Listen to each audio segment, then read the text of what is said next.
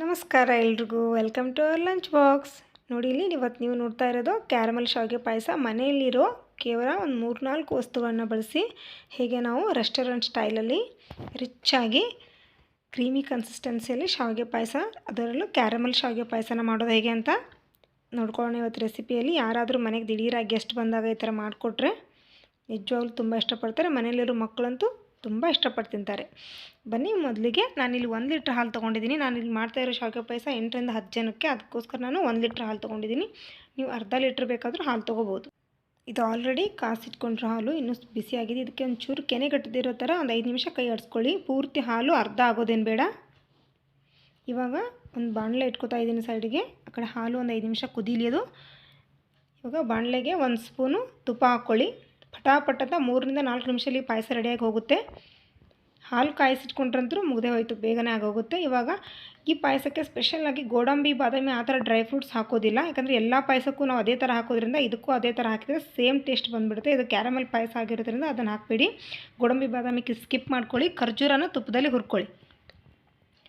ಇಲ್ಲಿ ನೋಡ್ತಾ ಇದ್ದೀರಿ, ತುಪ್ಪ ಹಾಕ್ಕೊಂಡಿದ್ದೆ. ತುಪ್ಪ ಹಾಕೊಂಡ ಮೇಲೆ ಒಂದು 5-6 ಖರ್ಜೂರ ನಾನು ಚಿಕ್ಕದಾಗಿ ಕಟ್ ಮಾಡ್ಕೊಂಡು ಹಾಕ್ಕೊಂಡು ಚೆನ್ನಾಗಿ ತುಪ್ಪದಲ್ಲಿ ಫ್ರೈ ಮಾಡ್ಕೊಂಡಿದ್ದೀನಿ. ಈಗ ಅದಕ್ಕೇ ಒಂದು ಬೌಲಿಂದ, ಚಿಕ್ಕ ಬೌಲಿಂದ 1 ಬೌಲು ಶಾವಿಗೆ ಹಾಕ್ತಾಯಿದ್ದೀನಿ ನಾನು. ಅದನ್ನು ಚಿಕ್ಕದಾಗಿ ಶಾವಿಗೆನ ಪುಡಿ ಮಾಡಿ ಇಟ್ಕೊಳ್ಳಿ. ಅದನ್ನು ಆ ತುಪ್ಪದಲ್ಲೇ ಲೋ ಫ್ಲೇಮ್ ಇಟ್ಕೊಂಡು ಚೆನ್ನಾಗಿ ಶಾವಿಗೆನ ಹುರ್ಕೊಳ್ಳಿ. ಅದು ಗೋಲ್ಡನ್ ಬ್ರೌನ್ ಕಲರ್ ಬರೋವರೆಗೂ ಚೆನ್ನಾಗಿ ತುಪ್ಪದಲ್ಲೇ ಹುರ್ಕೊಳ್ಳಿ. ನಾನು ಮೊದಲೇ ಹೇಳಿದ್ದೀನಿ, ಇದು ನಾನು 8ರಿಂದ 10 ಜನರಿಗೆ ಮಾಡ್ತಿದ್ದೀನಿ. ನಿಮ್ಗೆ ಎಷ್ಟು ಬೇಕೋ ಅಷ್ಟು ನೋಡಿ, ಇದ್ರ ಅರ್ಧ ಪ್ರಮಾಣದಲ್ಲಿ ನೀವು ಮಾಡ್ಕೋಬೋದು. ಅದು ಗೋಲ್ಡನ್ ಬ್ರೌನ್ ಆಗೋವರೆಗೂ ಚೆನ್ನಾಗಿ ಹುರ್ಕೊಂಡ ನಂತರ ಪಕ್ಕದಲ್ಲಿ ಹಾಲು ಕುದಿಯೋದಕ್ಕೆ ಇಟ್ಟಿದ್ದೀವಲ್ಲ, ಅದೇ ಪಾತ್ರೆಗೆ ಡೈರೆಕ್ಟಾಗಿ ಈ ಫ್ರೈ ಮಾಡಿರೋ ಶಾವಿಗೆನ ಸೇರಿಸ್ಕೊಳ್ಳಿ. ಹಾಲು ಕುದ್ದು ಒಂದು 10% ಕಮ್ಮಿ ಆದರೆ ಸಾಕು, ಪೂರ್ತಿ ಅರ್ಧಕ್ಕರ್ಧ ಕಮ್ಮಿ ಆಗೋದೇನು ಬೇಡ. ಇವಾಗ ನೋಡಿ, ಆ ಶಾವಿಗೆನ ತುಪ್ಪದಲ್ಲಿ ಫ್ರೈ ಮಾಡಿಕೊಂಡ್ರೆ ಶಾವಿಗೆನ ಅದಕ್ಕೆ ಸೇರಿಸ್ತಾ ಇದ್ದೀನಿ. ಒಂಚೂರು ಚೆನ್ನಾಗಿ ಮಿಕ್ಸ್ ಮಾಡ್ಕೊಳ್ಳಿ.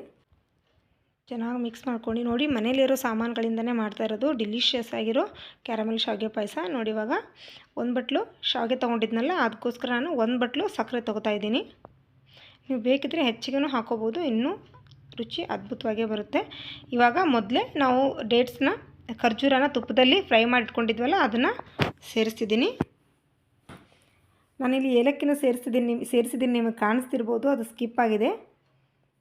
ಒಂದು 3-4 ಏಲಕ್ಕಿನ ಪುಡಿ ಮಾಡಿ ಅದನ್ನು ಕೂಡ ಸೇರಿಸ್ಕೊಳ್ಳಿ. ಇದೇ ಸಮಯದಲ್ಲಿ ಸಕ್ಕರೆ, ಏಲಕ್ಕಿ ಮತ್ತು ತುಪ್ಪದಲ್ಲಿ ಫ್ರೈ ಮಾಡಿಟ್ಕೊಂಡ್ರಂಥ ಖರ್ಜೂರನ ಸೇರಿಸ್ಕೊಂಡ ನಂತರ ಸರಿಯಾಗಿ ಮಿಕ್ಸ್ ಮಾಡ್ಕೊಳ್ಳಿ. ನಿಮ್ಗೆ ಎಷ್ಟು ಬೇಕೋ ಅಷ್ಟು ಸಕ್ಕರೆ ಆ್ಯಡ್ ಮಾಡ್ಕೊಳ್ಳಿ. ಇವಾಗ ಕ್ಯಾರಮಲ್ ಮಾಡ್ಕೊಳ್ಳೋದಕ್ಕೆ ನಾನು ಒಂದು ಪ್ಯಾನ್ ಇಟ್ಕೊಂಡಿದ್ದೀನಿ. ಪ್ಯಾನ್ಗೆ ಒಂದು 2ರಿಂದ 3 ಟೇಬಲ್ ಸ್ಪೂನ್ ಸಕ್ಕರೆ ಹಾಕ್ಕೊಂಡು ಲೋ ಫ್ಲೇಮ್ ಇಟ್ಕೊಳ್ಳಿ. ಅದು ಸಕ್ಕರೆ ಕರಗುತ್ತೆ, ಅದಕ್ಕೆ ನೀರದೇನು ಹಚ್ಚೋದು ಬೇಡ, ಅದು ತನ್ನಷ್ಟಕ್ಕೆ ತಾನೇ ಕರಗುತ್ತೆ. ನೋಡಿ, ಇವಾಗ ಕ್ಯಾರಮಲ್ ಆದ ತಕ್ಷಣ ಅದಕ್ಕೆ ಒಂಚೂರು ರೆಡಿ ಮಾಡ್ಕೊಂಡಿರೋಂಥ ಪಾಯಸನ ಮಿಕ್ಸ್ ಮಾಡ್ಕೊಂಬಿಡಿ. ಇಲ್ಲದಿದ್ರೆ ಅದು ಗಟ್ಟಿಯಾಗಿಬಿಡುತ್ತೆ. ಇವಾಗ ಸೇರಿಸ್ಕೊಂಡ್ರಲ್ಲ, ಇವಾಗ ಅದನ್ನು ಡೈರೆಕ್ಟಾಗಿ ಮಿಕ್ಕಿರೋ ಪಾಯಸಕ್ಕೆ ಹಾಕಿ ಸರಿಯಾಗಿ ಮಿಕ್ಸ್ ಮಾಡಿಕೊಂಡ್ರೆ ಆಯಿತು ಪಾಯಸ.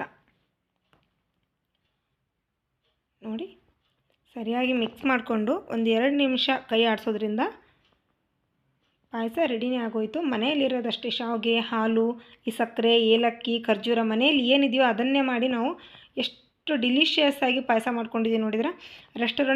ರೆಸ್ಟೋರೆಂಟಲ್ಲೆಲ್ಲ ಕೊಡ್ತಾರಲ್ಲ ಕ್ಯಾರಮಲ್ ಪಾಯಸ, ಸೇಮ್ ಟು ಸೇಮ್ ಅದೇ ಟೇಸ್ಟ್. ಇದಕ್ಕೇನು ಕೋವಾ ಬೇಡ, ಸ್ಪೆಷಲ್ಲಾಗಿ ಯಾವ ಇಂಗ್ರೀಡಿಯೆಂಟ್ಸ್ ನಾವು ಹೊರಗಿಂದ ತಂದು ಹಾಕಿಲ್ಲ. ಇದಕ್ಕೆ ಮನೇಲಿರೋದೇ. ನೋಡಿ ಎಷ್ಟು ಡಿಲಿಷಿಯಸ್ ಆಗಿ ಕಾಣ್ತೀವಿ. ನಾನು ಮಾಡಿರೋ ರೆಸಿಪಿ ನಿಮ್ಗೆ ಇಷ್ಟ ಆಗಿದ್ದರೆ ದಯವಿಟ್ಟು ಸಬ್ಸ್ಕ್ರೈಬ್ ಮಾಡ್ಕೊಳ್ಳಿ. ಸಿಗೋಣ ಮುಂದಿನ ರೆಸಿಪಿಯಲ್ಲಿ. Take care.